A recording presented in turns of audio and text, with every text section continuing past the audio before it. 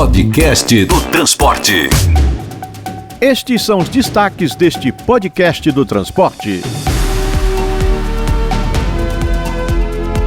Conversamos com o conselheiro da ANTP e profissional da área, Rafael Teles, sobre os maiores destaques da feira IT-Trans da Alemanha. Ele acha que o Brasil não precisa ter complexo de vira-lata sobre sua capacidade de produzir tecnologia.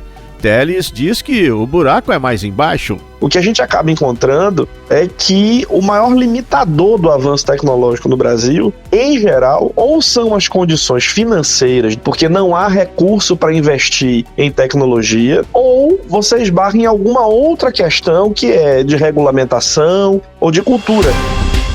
Conversamos com William Aquino, coordenador da ANTP no Rio de Janeiro e sócio de uma das empresas que produziram um plano de mobilidade para a região metropolitana do Rio. O especialista diz o que o plano recomenda aos municípios. Sinergia de investimentos e a eficácia maior do investimento, que se ele fizer, às vezes, uma via de 4 quilômetros e o outro fizer uma via de 800 metros e um terceiro uma via de 900 metros, isso vai dar uma ligação capilar que permite entre aqueles 3 municípios uma conexão de bairro que os outros não consideram. É uma capilarização do sistema. Então, o modelo desse plano de mobilidade é efetivamente um modelo para integrar as coisas entre os municípios. Ainda nesta edição, as colunas de Adamo Bazzani, editor-chefe do Diário do Transporte, e de Márcia Pina, editora da revista Tecnibus, para você ficar mais por dentro do transporte de passageiros. Eu sou Alexandre Pelege e este é o podcast do Transporte, um produto do Diário do Transporte, OTM, Tecnibus e ANTP, Associação Nacional de Transportes Públicos.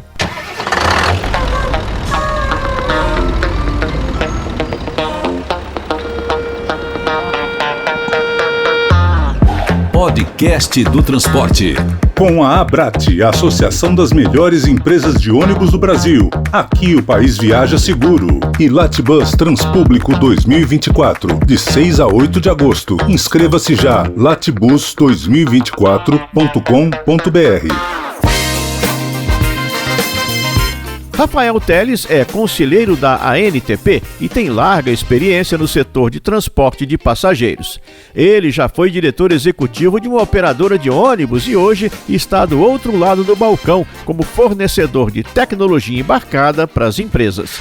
Desta vez, nós alcançamos o Teles enquanto ele participava da IT-Trans, uma mega feira e congresso de tecnologia para transporte de passageiros que acontece na Alemanha e é organizado pela UITP, União Internacional de Transportes Públicos. E é de lá que Rafael Teles destaca o que seria a diferença principal entre o estado geral da tecnologia na Europa e aqui na nossa terra Brasilis. O que a gente acaba encontrando é que o maior limitador do avanço tecnológico no Brasil, em geral, ou são as condições financeiras, porque não há recurso para investir em tecnologia, ou você esbarra em alguma outra questão que é de regulamentação ou de cultura. E Rafael Teles, conselheiro da ANTP e diretor de produto da Transdata, dá um exemplo que envolve a bola da vez: a inteligência artificial. Você tem um sistema poderosíssimo de inteligência artificial que calcula e é capaz de predizer, por exemplo, que se chover é possível que a demanda caia e você tem que reduzir a quantidade de veículos em serviço. A pergunta é, dentro do arcabouço em que os nossos sistemas de transporte brasileiros foram construídos, existe alguém com essa prerrogativa? É possível alterar essa programação? Que isso envolve alterar a jornada do trabalhador, mas envolve alterar uma programação que tinha sido dada em ordem de serviço, enfim, a gente ainda tem contratos que são muito amarrados, né? O poder público emite ordens de serviço que são engessadas, que têm horários e itinerários rígidos, e aí como é que você vai usar a inteligência artificial num cenário em que tudo está muito engessado? Né, em que a inteligência identifica uma necessidade, precisa reforçar uma operação, talvez diminuir uma oferta, alterar ou ajustar um itinerário em função de uma condição de trânsito, e você tem uma limitação, às vezes, regulamentar para isso. Então é outra coisa que precisamos pensar, para além da tecnologia, na questão da regulação. Rafael Teles completa falando daquela eterna luta entre a expectativa e a realidade. Há um certo frenesi nesse momento com essa tecnologia, que a inteligência artificial pode resolver tudo. E é muito bom ter uma oportunidade de debater quais são os campos onde ela realmente fará a diferença, porque há outros onde ela é simplesmente uma ferramenta cara que não vai conseguir trazer grandes resultados. Na outra ponta, Rafael Teles vê também a criatividade e competência brasileira para desenvolver soluções tecnológicas muito boas e baratas. E para demonstrar isso na prática, o conselheiro da ANTP compara uma saída made in Brasil com um caso real da Islândia. Para reajustar uma tarifa, era preciso desenvolver um novo programa, atualizar tudo, e isso custava €1 milhão e demorava mais ou menos 90 dias. Né? Uma coisa que todo e qualquer sistema de bilhetagem aqui brasileiro nasceu com isso, porque a inflação era uma característica nossa. Então a gente sabe que é preciso transmitir uma lista de tarifas para o validador, que essa lista pode mudar ao longo do tempo, né?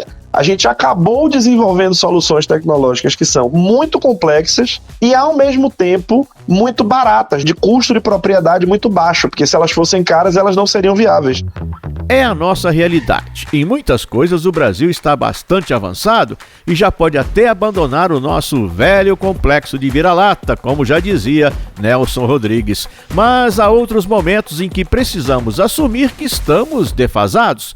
Rafael Teles, conselheiro da ANTP e homem ligado à tecnologia, acha que é esse o caso da oferta de informação ao usuário durante as viagens. Realmente a gente está muito atrasado no Brasil, porque em qualquer cidade europeia, o ônibus tem uma tela, uma TV, um painel de LED que seja, que te informa quais são as próximas paradas que aquele ônibus vai fazer e que horas ele vai chegar no destino final. Você não precisa conhecer a cidade toda, você precisa saber o seguinte: eu vou descer na parada de nome tal, e fica olhando na televisão, a parada chegou, agora é a hora de eu descer. No Brasil, não. No Brasil, você tem que reconhecer fisicamente o território. Então, quer dizer, você, para usar o transporte público, você tem que ser um grande conhecedor da cidade e do transporte. Outra diferença gritante é como os ônibus são identificados na Europa com letras grandes, tudo fácil de ler, mesmo à distância. Além disso, as linhas costumam ter poucos números, nada de N205-11 ou SC01-B, que são letras e números que têm uma lógica interna e funcional para a agência governamental, mas que para os usuários é uma sopa complicada de enxergar e de digerir. Nesse sentido, Rafael Teles acha que há muita coisa relativamente barata e simples que pode ser feita para facilitar a vida do usuário e, claro, criar fidelização. Eu já fui diretor executivo de uma empresa de ônibus e eu estava nessa posição quando veio a necessidade dos ônibus terem elevador. Na época, eu me questionava muito, não era mais fácil colocar uma van e fazer um atendimento sob demanda para as pessoas e tal, do que colocar aquele negócio ali que vai quebrar, vai ser problemático, vai tomar espaço e tal. Viajando, eu comecei a observar que o ônibus que não tem elevador, mas que tem piso baixo, ele atende outros públicos, porque ele atende pessoas com carrinho de bebê. Ele atende pessoas idosas que têm um andador e que às vezes usam carrinho de compra como andador. Veja, ninguém aciona o elevador para uma pessoa que tem artrite, artrose, doenças reumáticas, poder vencer uma altura de 1 metro e lá vai, que é a altura do assoalho de um ônibus brasileiro. Então, assim, em que momento a gente vai efetivamente discutir isso? Porque eu acho curioso, por exemplo, agora no Brasil a gente está começando a falar em eletromobilidade, aí os ônibus elétricos eles não têm nenhum tipo de barreira para ter piso baixo, e a gente está conseguindo a façanha de produzir ônibus elétricos que têm piso alto.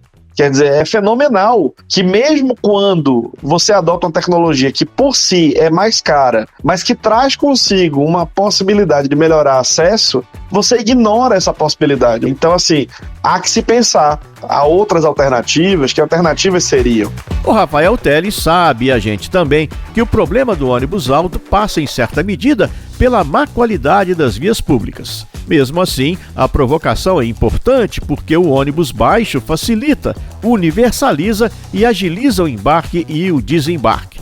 Então, é hora de enxergar com novos olhos alguns dos problemas do transporte de passageiros no Brasil e encontrar saídas criativas que caibam no nosso bolso, que se encaixem bem à nossa situação socioeconômica e cultural e que, sobretudo, façam as pessoas elegerem o transporte público como seu meio predileto de deslocamento.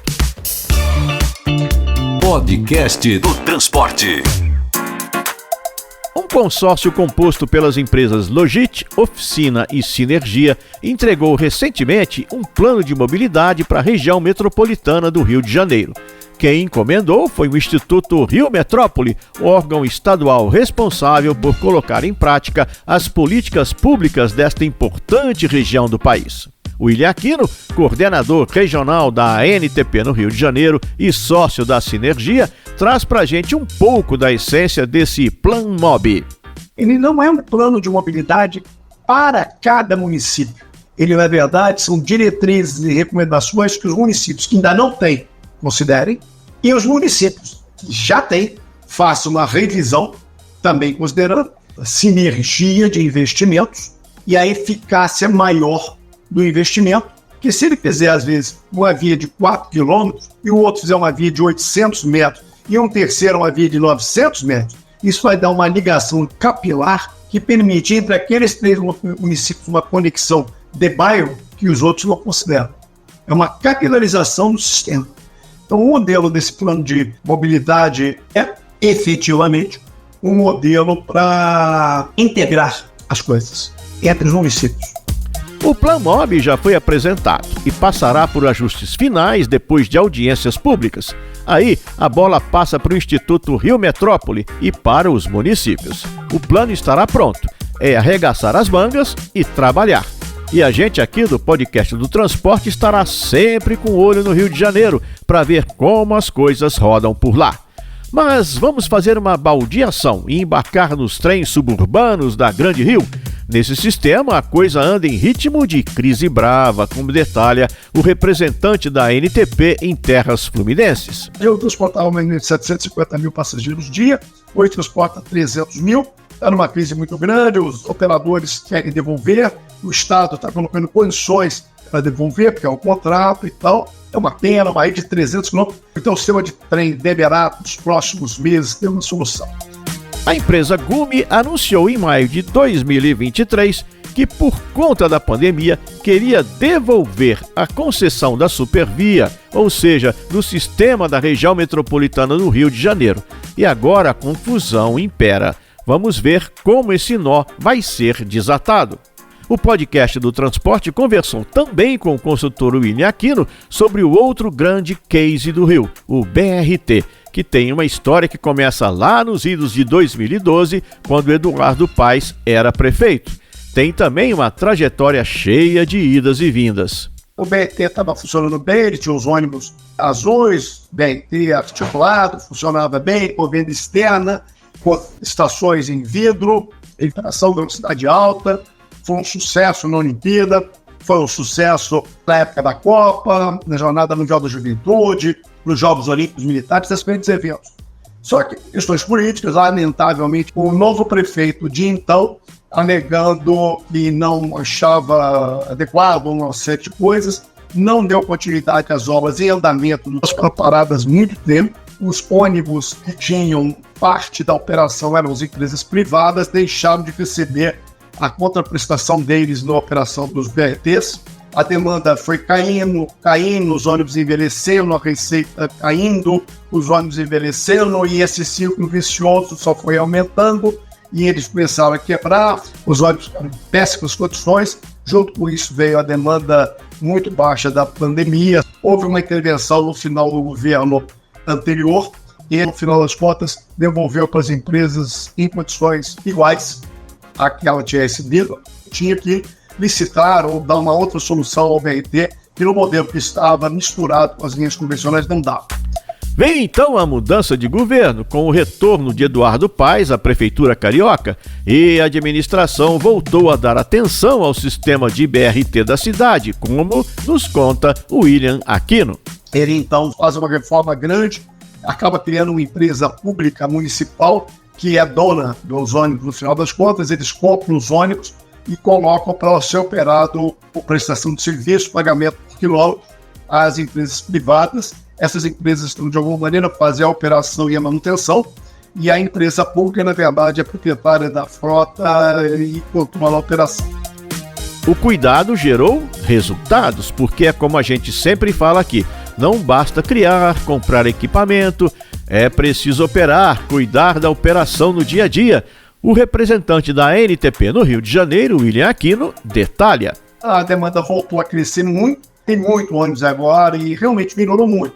E a frota está em boa operação. Hoje em dia, o sistema de BRT Transcarioca, Transolímpico, Transoeste e a primeira etapa, vamos chamar, as primeiras etapas do Transbrasil, já que ele só está operando no sistema municipal da rodoviária Novo Hino, no terminal Gentileza até Deodoro, ele está transportando mais ou menos 15% da demanda municipal, os outros 85% da demanda municipal ônibus está sendo operado pelas linhas convencionais. Na ponta do lápis, todos os ônibus que circulam na capital do Rio de Janeiro são então altamente subsidiados, seja na forma do Vale Transporte, das gratuidades ou através do pagamento por quilômetro bancado pela Prefeitura. Confere aí as contas do William Aquino. Nós estamos aí com 5 a 10% das pessoas do Rio de Janeiro, nos ônibus, pagando tarifa integral. O resto está sendo pago ou na base do quilômetro ou via Vai Transporte, que é o sistema de subsídio através do setor privado. Aqui a gente vê dois pontos importantes. O primeiro é que o subsídio, nos seus vários formatos, se espalha por todo o canto do transporte. Só falta mesmo assumir de vez esta necessidade, organizar a legislação e unir as várias instâncias governamentais e até a sociedade civil nesta empreitada, que hoje é fundamental para o setor, para as cidades, para a economia do país. O segundo ponto é a falta de continuidade. A gente tem uma concessionária pulando fora do barco, tem políticos desmanchando o trabalho feito pelo antecessor. É uma coisa bem complicada e, infelizmente, a gente ainda não consegue enxergar nenhum sinal de luz no final do túnel para isso. Podcast do Transporte. Agora vamos receber a editora da Tecnibus, Márcia Pina. A descarbonização está no centro dos debates no mundo dos transportes. E na área de ônibus, as discussões têm sido voltadas principalmente para a eletrificação das frotas. Mas é importante ter em mente que esse não é o único caminho para se reduzir a emissão de poluentes. Existem outras rotas tecnológicas que podem ajudar nesse processo. Uma delas é o uso de gás natural e de biometano. Um projeto muito interessante que está sendo colocado em prática pela MWM é a transformação veicular para qualquer tipo de veículo pesado, incluindo aí os ônibus. E o que seria exatamente essa transformação? Nela é feita a troca do motor a diesel por um outro movido a gás natural ou a biometano. O Thiago Brito, supervisor de novos negócios da MWM, destaca que não se trata de retrofit ou de adaptação de qualquer tipo. A empresa realmente coloca um novo motor e também coloca os tanques de armazenamento do gás ou biometano. E já existe um projeto piloto com um ônibus movido a GNV desde o ano passado. É um modelo de 2021 com chassi Volvo B270 que passou com sucesso pela transformação. É importante lembrar que o gás natural já reduz em 25% as emissões de carbono e em 90% o material particulado, ou seja, já traz um ganho ambiental bastante significativo. Segundo o Thiago Brito, esse processo tem algumas vantagens, além dos ganhos ambientais. O torque e a potência de um veículo que passa pela transformação permanecem os mesmos, praticamente não se alteram. E 85% dos componentes do motor movido a gás são similares aos componentes do motor a diesel, o que facilita bastante a manutenção. Outra vantagem é o preço, pois o custo fica em torno de R$200 mil, aí dependendo das características do veículo. Esse case da MWM foi um dos assuntos apresentados no evento Frotas Conectadas 2024, que foi realizado na semana passada em São Paulo. O encontro contou com diversos painéis temáticos e com a participação de mais de 50 especialistas e profissionais da área. E eu, Márcia Pina, editora da Tecnibus, estive lá acompanhando tudo. Podcast do Transporte. Quando a gente se junta ao time dos que defendem uma mobilidade urbana mais humana, voltada para uma cidade inclusiva, o primeiro impacto que temos é não entender o porquê de tantas coisas óbvias não terem ainda sido implantadas. São coisas aparentemente simples que vão desde a prioridade aos ônibus nas vias, ao aumento do tempo semafórico para os pedestres, à redução da velocidade como fator essencial na segurança.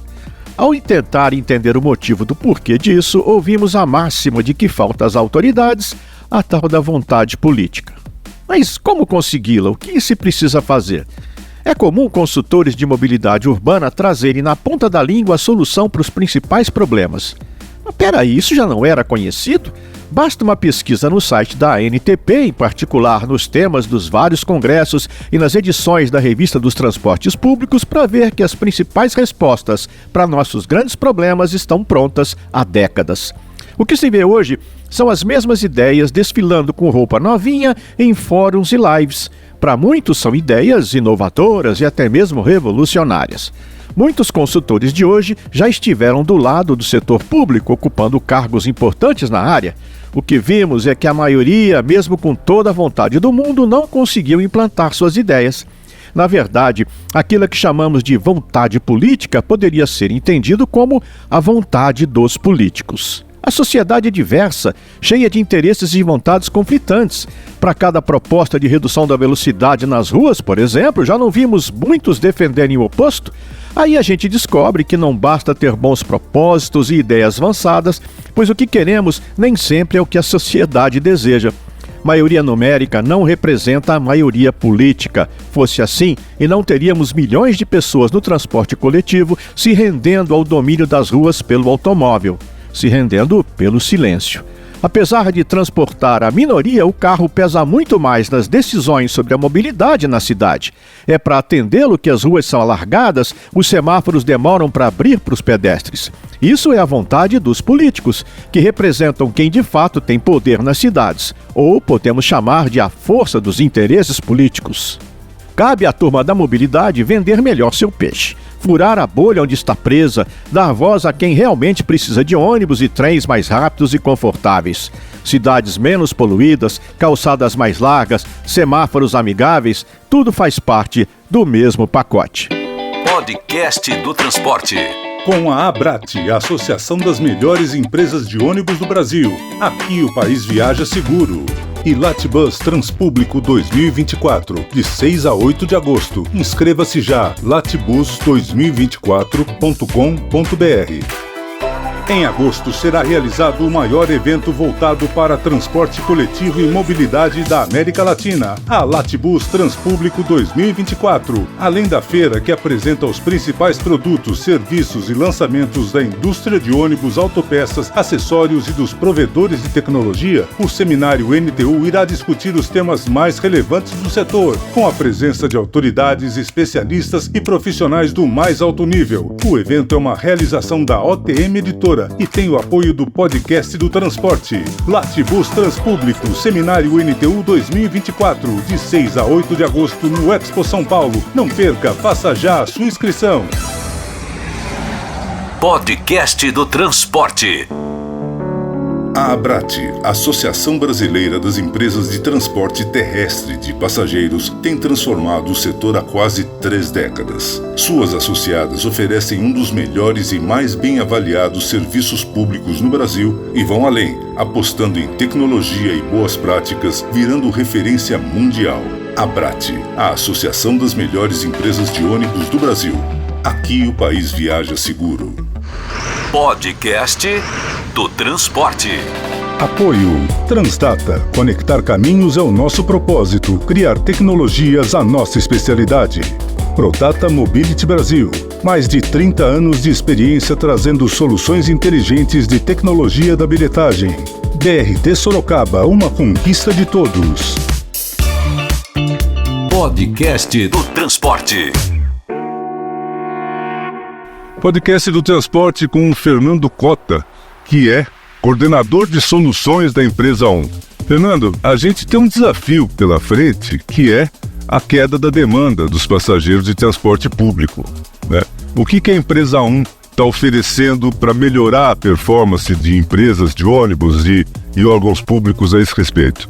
Então, a gente sabe da queda da demanda, né? Por diversos fatores, transporte alternativo, o Uber. Então, a empresa 1, ela criou um aplicativo mobile que a gente chama de Seago. E esse aplicativo ele veio para facilitar a vida do usuário, dar mais praticidade para ele poder usar o transporte, né? Mais segurança, mais comodidade na compra de créditos, no meio de pagamento. Você poder utilizar o celular para saber qual é o ponto de ônibus mais próximo da sua linha, que hora que o seu ônibus vai chegar.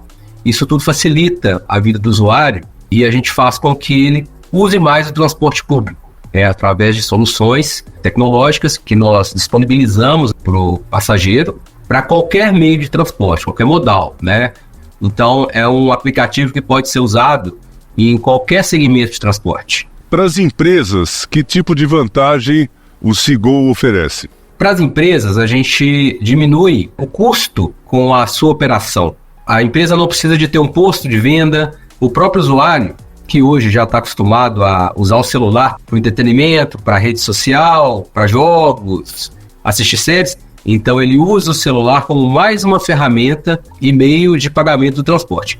O próprio usuário faz a compra do crédito. Seja um ticket QR Code para pagar no validador, que é o equipamento embarcado, seja uma compra de crédito virtual, onde ele compra agora, ele entra no ônibus daqui a 10 minutos, a recarga já está disponível para ele no cartão. A gente vê que diversas cidades têm um gasto muito grande com pessoas, com transporte de valores. Isso é um outro ponto importante também falar, porque elimina o pagamento em dinheiro dentro do ônibus. Então é segurança para o passageiro, é segurança para o motorista que não tem que dar troco, receber dinheiro, e além de diminuir o tempo de viagem, ok? Ok. E aonde já existe o Seago em operação? Uma cidade que muita gente conhece é Florianópolis, que implantou recentemente e teve uma adesão muito grande da população. As pessoas passaram assim a utilizar muito o aplicativo como forma mesmo de praticidade no dia a dia, né? O aplicativo, ele é white label? Ele é white label. Assim que o usuário baixar o aplicativo e abrir no seu celular, não vai aparecer a marca da empresa 1, não vai aparecer o nome Seago, vai aparecer a marca que o próprio operador de transporte definir na sua campanha de marketing. É muito comum, né? Em algumas cidades, a prefeitura querer participar, né? Com o ano eleitoral, é importante fazer essa divulgação de um produto novo, né? A receptividade, então, tem sido grande. Várias cidades e empresas estão procurando a empresa 1 para se adaptar a esse novo produto. Vou dar um exemplo recente, que é Uberlândia, onde eles não tinham esse aplicativo para o pagamento do transporte, e no processo de modernização tecnológica, nós estamos implantando lá também esse aplicativo com essas facilidades de pagamento. É importante frisar que o usuário ele paga o crédito de transporte pelo Pix. Então, é mais uma facilidade. Você não precisa usar cartão de crédito, cartão de débito. As novas operações que vem modernizando, todas a gente está com essa demanda, eles estão pedindo e implantando o aplicativo. E é importante também lembrar que se você tem um celular com sistema operacional Android ou iOS, o aplicativo funciona nos dois, tá? Independente da plataforma. Fernando Cota, muito obrigado por compartilhar com a gente dessa novidade da empresa 1 e dos resultados que já começam a aparecer. Muito obrigado. Eu que agradeço. E tem mais tecnologias aí. A gente vai se falar mais sobre isso. Podcast do Transporte. Com que régua, balança ou fórmula matemática podemos dimensionar o impacto das enchentes da tragédia no Rio Grande do Sul? Hoje, na seção Mulheres do Transporte, a voz de Luana Fleck, da Viação Ouro e Prata, que fala sobre como a população do estado se viu de repente cercada de um lado pelo espírito de solidariedade e pelo outro de uma complicada mistura tóxica de água suja, intolerância e falta de empatia. Eu tive a minha empresa totalmente alagada e o outro perdeu um cachorro, um gato lá na enchente. Aquela outra pessoa está sofrendo, mas apenas viu o que está acontecendo aqui pela TV ou ali pelos vídeos do celular. Enquanto outros muitos perderam um familiar, uma mãe, um filho, ou perderam uma casa que levou uma vida toda de trabalho. E qual desses sofrimentos dói mais? Se cai uma pedra de 5 quilos em cima do teu dedo, dói mais do que se caísse um objeto de 5 quilos? Dói igual, né? É hora da gente acolher a dor do outro, porque dor dói, independente do motivo da dor. Acolhe e entenda a dor do outro, porque o maior respeito ao outro ser humano é respeitar a sua dor, sem julgamento dos seus motivos. E dor dói, independente da razão, e isso é tudo. Podcast do Transporte. O podcast do Transporte agora recebe o editor-chefe do Diário do Transporte, Adamo Bazzani, para nos contar o que rolou de importante durante a semana. Olá, você confere agora o que foi destaque na semana no Diário do Transporte. Cidade. A SP Trans São Paulo Transporte, gerenciadora dos transportes coletivos da cidade de São Paulo, abriu uma licitação para escolher uma instituição financeira que vai centralizar a arrecadação bilionária do bilhete único usado nos ônibus da cidade e na rede de trilhos. As propostas devem ser encaminhadas até o dia 17 de junho de 2024. Essa arrecadação é de cerca de 600 milhões de reais por mês, o que dá mais de 7 bilhões de reais por ano. Segundo o edital, a instituição deverá disponibilizar uma conta bancária única que vai reunir todo o dinheiro obtido pela venda de créditos, seja nos terminais de ônibus, máquinas de autoatendimento e Pix ou cartão bancário. O banco deve assumir a responsabilidade de oferecer qualidade e segurança dos dados, transparência, ações de prevenção e prestação de contas. Justiça. O ministro Nunes Marques, do Supremo Tribunal Federal, anulou as provas produzidas no âmbito da Operação Lava Jato contra o desembargador Mário Guimarães Neto, do Tribunal de Justiça do Rio de Janeiro. Já a ministra Isabel Galotti, relatora da ação penal contra Mário Guimarães Neto no Superior Tribunal de Justiça, o STJ, suspendeu o processo até que o STF julgue o recurso da Procuradoria-Geral da República para que as provas sejam validadas novamente. O desembargador Mário Guimarães Neto é acusado de receber 6 milhões de reais em propinas para proferir decisões favoráveis em diversos processos, beneficiando empresários de ônibus do Rio de Janeiro, como Jacó Barata Filho, João Augusto Monteiro e José Carlos Lavouras, além de outros dirigentes da FETransport, a Federação das Empresas de Transportes de Passageiros do Estado do Rio de Janeiro. Foram mais de 40 ações que os empresários de ônibus ganharam, que foram julgadas pelo desembargador Mário Guimarães Neto, a maior parte sobre possíveis fraudes em licitação de transportes e descumprimento de contratos.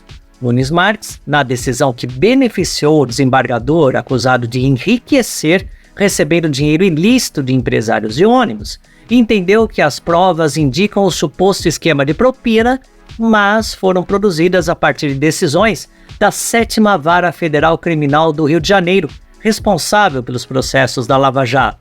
Por envolverem um juiz, as provas teriam de ser produzidas pelo STJ. Mercado. O empresário Claudinei Brogliato confirmou ao Diário do Transporte que foram comprados mais 10 ônibus 0 km de 2 andares para as operações rodoviárias interestaduais da nova Itapemirim-Suzantur. Os ônibus seguem o padrão adotado pela empresa para o mais recente tipo de ônibus de 2 andares, com 8 poltronas leito-cama de reclinação total no piso inferior e 46 do tipo semileito no andar de cima. Com isso, a nova frota da Itapemirim-Suzantur vai subir de 152 ônibus para 162 veículos, dos quais em torno de 90 0 km foram comprados desde quando foram retomadas as operações interestaduais em março de 2023. Os 10 ônibus novos devem ser entregues no segundo semestre deste ano e possuem chassis da Volvo e carroceria Marco Polo. Um desses veículos vai receber pintura retrô, em homenagem a uma das séries Tribus da tradicional Itapemirim. Internacional. Enquanto na América Latina o hidrogênio para o transporte coletivo parece um sonho distante, embora haja algumas iniciativas de estudos, na Europa já há mais avanços, mesmo ainda com as limitações sobre o preço dos ônibus e a produção do combustível. A empresa municipal de ônibus de Frankfurt, na Alemanha, inaugurou recentemente uma estação de abastecimento de hidrogênio. Frankfurt quer zerar as emissões de gases de efeito estufa pelos ônibus até 2030. O equipamento tem capacidade para atender a frota de 23 ônibus da companhia com esse tipo de tração que já operam.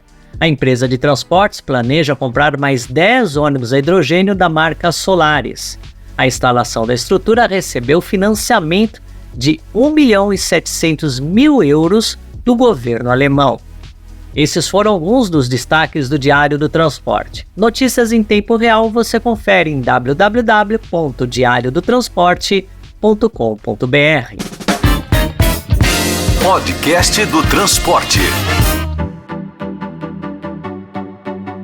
Eu comecei a pensar no jeito que a gente vota, o jeito que a gente escolhe candidato. O prefeito, por exemplo, é aquela pessoa que deve cuidar da cidade para todas as pessoas, cuidar para que todos os serviços cheguem à maior quantidade possível de pessoas, água e luz, se for o caso limpeza, cuidados com a cidade e transporte público. A gente sabe o que os candidatos pensam sobre transporte de gente para lá e para cá? Tô tentando lembrar aqui na propaganda eleitoral, nos debates, naqueles papeizinhos que emporcalham as ruas. Não me lembro de ter votado num candidato porque ele prometeu isso ou aquilo no transporte.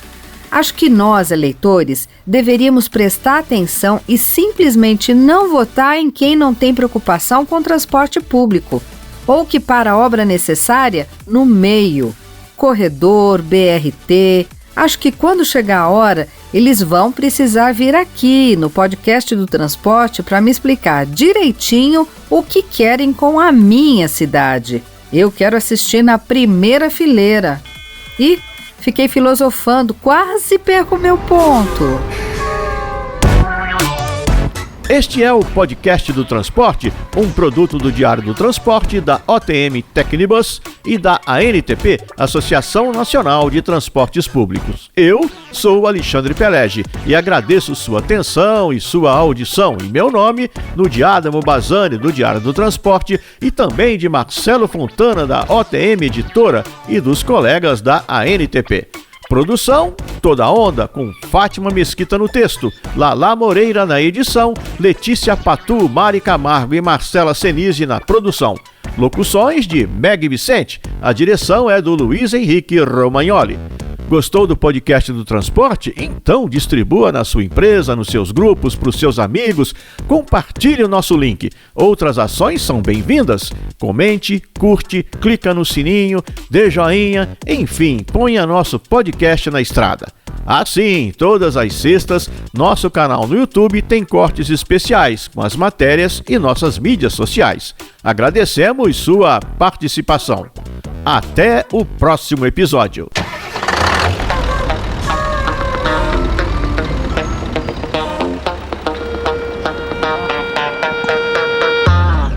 Podcast do Transporte.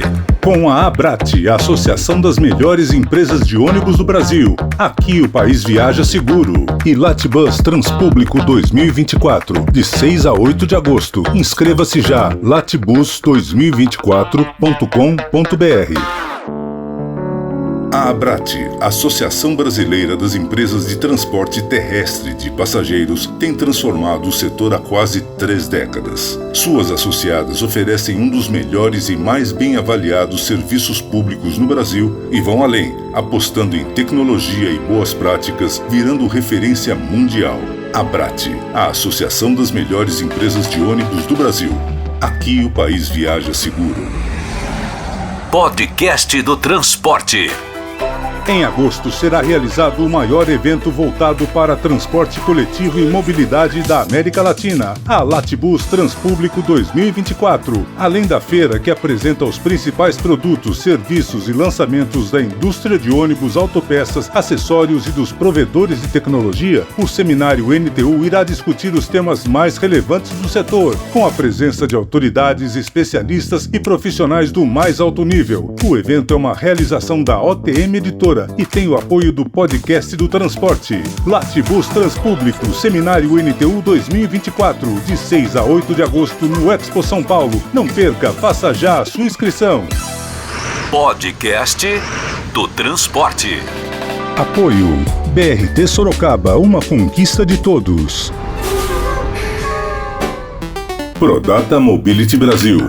Mais de 30 anos de experiência trazendo soluções inteligentes de tecnologia de bilhetagem eletrônica. Os produtos da Prodata garantem agilidade e segurança no transporte público. São mais de 80 mil validadores instalados por todo o país, uma liderança indiscutível, trazendo experiências inovadoras e tecnológicas para o desenvolvimento inteligente do transporte coletivo. Prodata Mobility Brasil, a evolução inteligente do transporte público. Podcast do Transporte. Na era digital, conveniência, informação e autoatendimento criam um ecossistema ideal para o transporte coletivo.